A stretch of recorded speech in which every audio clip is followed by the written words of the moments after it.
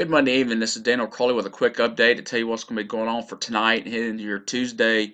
The clouds rolled in across the region today and kept temperatures down in the low 60s in the I-40 corridor. The further south you got closer to 70 degrees. In fact, parts of Cleveland County around Shelby got up to 70 here in the late afternoon hours. And those clouds are going to stay intact for the next few days. Actually, we're going to have an unsettled pattern across the region. And the rainfall potential we think is going to start picking up late tonight and heading into your Tuesday. Matter of fact, some areas could run into the potential for a little bit heavier rainfall and the potential for some isolated flash flooding. The National Weather Service has issued flash flood watches for the mountainous areas of McDowell, Burke, and Colwell County for that reason. We think the southerly upslope flow that has kicked in today will get a little bit stronger as we head into later tonight and into tomorrow. And some areas along the eastern slopes could pick up a couple of inches of rain, especially if areas pick up repetitive rainfall. We're expecting one batch to roll in, again, like I said, late tonight, and then another batch for your Tuesday afternoon before it'll try to clear out. And Wednesday right now looks to be okay for the most part. But I'm going to zoom out and kind of show you what's going on across the southeast and eastern U.S. What we have is there's actually a strong upper area low pressure here over parts of Texas, and what that has done is created a pretty good southwest flow across all the southeast U.S., and that's pumped in quite a bit of moisture at the mid and upper levels. At the lower levels, we have a pretty good flow out of the south and southeast, and that's producing a little bit of an upslope component for our areas along the Blue Ridge, and that's allowed some of the rainfall.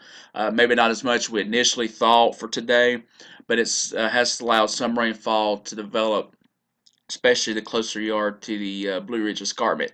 As you can kind of see though, just by this radar, and I'll take these temperatures off right quick, give you a better look. You can see the upper level energy here and little spokes of energy that are coming out ahead of that, and then kind of a surface convergence area that's extending from uh, the Ozarks roughly, and that runs up into Ohio Valley. What's going to happen, that little convergence area will slide to the south and east as we head into Tuesday, and will kind of serve as a focus for the precip for our region. So that's why we think that things are going to get a little bit more active as we head into the overnight hours and into your Tuesday. I'm going to pull up the model data right quick, and it shows, pretty well what we're expecting. This is the high resolution NAM that we're going to go with on this forecast. And as we go into later tonight, I'll pause it here at midnight. You can see that moisture trying to organize itself along the Tennessee Valley and extending down into parts of Georgia. And what's going to happen, that precip will gradually move northeast as we go overnight. And we'll just continue to move the frame. And I'm going to stop it here at 8 a.m. tomorrow morning.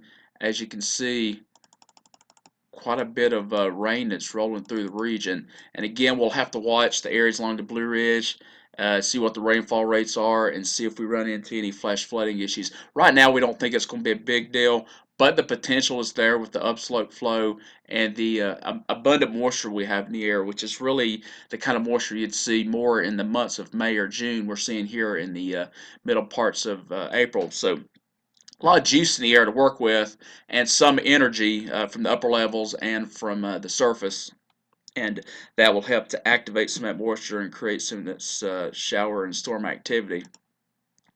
And I'll keep progressing through the models as we're heading into tomorrow afternoon. You can see it's still trying to develop convection, especially across the foothills. And then as we head into later in the day, again another round, and then probably as we head into Tuesday evening into early Wednesday morning, a lot of that activity will start sliding to our east.